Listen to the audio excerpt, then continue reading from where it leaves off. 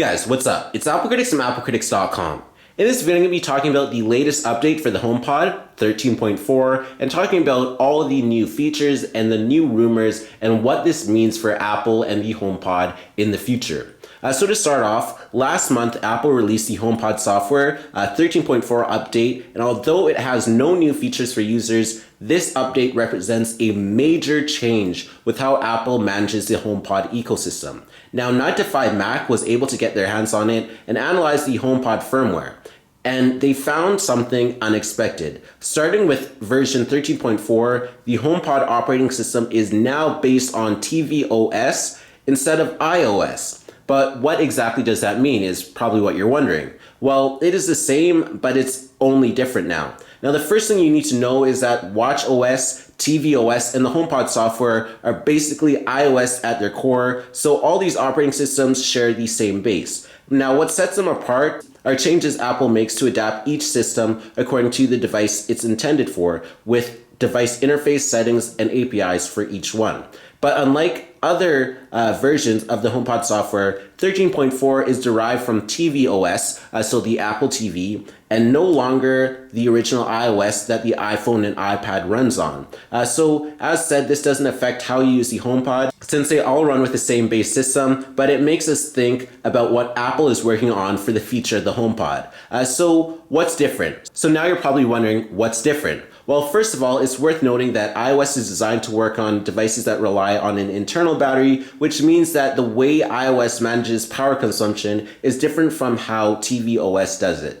Apple TV is always plugged in, and so is the HomePod. So they don't need as many enhancements to reduce power consumption as the iPhone and iPad. So sharing tvOS code with the HomePod software should probably save Apple some extra work on that aspect. Now, both the Apple TV and HomePod also operate as a home hub for HomeKit, so they're devices that are always connected at home. Now, that may be another reason why Apple has decided to share the code with both of these two systems. But there's another crucial factor, and that's the compatibility of current devices with future versions of operating systems. iOS 14 is likely to drop support for devices with the A8 chip, so basically the iPad Air 2 and iPad Mini 4. And the first and only generation of the HomePod runs on that same A8 chip. While the fourth generation Apple TV, the HD-only model, also runs the A8 chip, it will probably not be discontinued this year. If Apple wants to keep the HomePod updated for a longer time, it makes sense that the HomePod software should be based on the next version of tvOS instead of iOS due to the A8 chip support.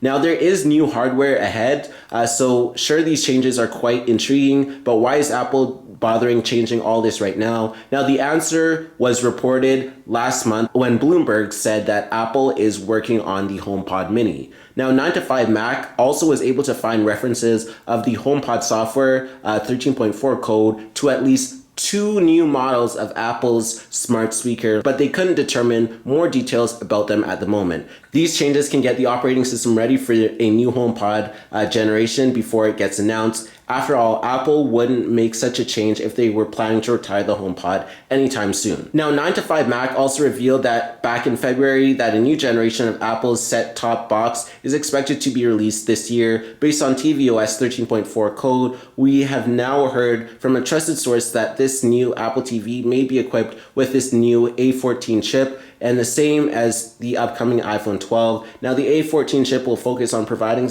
more graphics performance and up to 6 gigabytes of RAM, our source told us. That is the latest update for the HomePod 13.4. Now, Apple just said general stability and improvements for 13.4, but there's more that was uncovered on the surface. So thank you for watching this video on the HomePod 13.4 and what to expect.